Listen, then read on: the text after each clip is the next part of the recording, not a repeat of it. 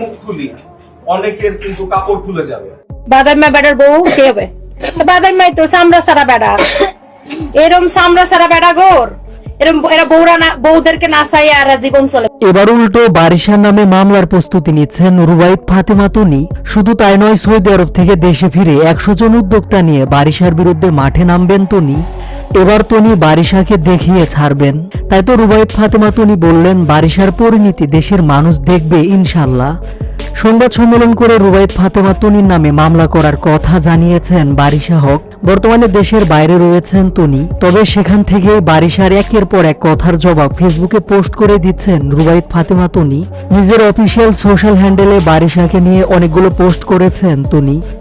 সম্প্রতি বারিশার সাথে নিজের পুরনো টকশোটা শেয়ার করে তনি লিখেছেন, যারা বেশি সুশীলগিরি দেখাচ্ছেন এ কুখ্যাত আপার সাথে আমার পুরনো টকশোটা দেখবেন।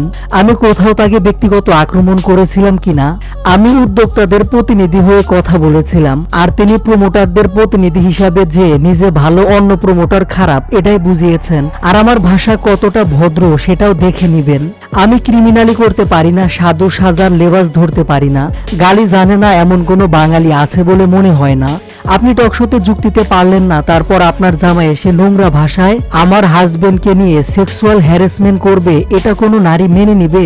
আর সুশীলরা তখন কোথায় ছিলেন? তবলাবাদকের ভাষা কি আপনাদের চোখে পড়েনি? নাকি নামধারী সুশীলরাও আপার মতো আমাকে হিংসা করেন?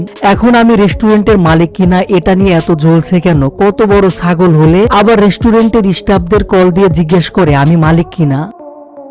তারপর পোস্টের কমেন্টে তনি আরো লিখেছেন, টকশোতে পারিনি বলে আমার হাজবেন্ড মারা যাওয়ার পর সে লাইভে এসে বলছে আল্লাহ বিচার করছে। আল্লাহ তো সব জানেন, আপনার যে কি বিচার করবে টাইম কাউন্ট করেন, তোর বিচার দেশের মানুষ দেখবে ইনশাল্লাহ।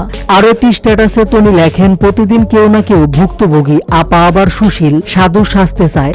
তার জামাই নাকি অন্য মানুষের কাপড় খুলবে, তা কয়জনের কাপড় খুলবেন? এখন পর্যন্ত 100 জনের উপরে ভুক্তভোগী রেডি আছে। যা অবস্থা দেখছি প্রেস কনফারেন্সে সাংবাদিকের চেয়ে ভুক্তভোগীর সংখ্যা বেশি হবে।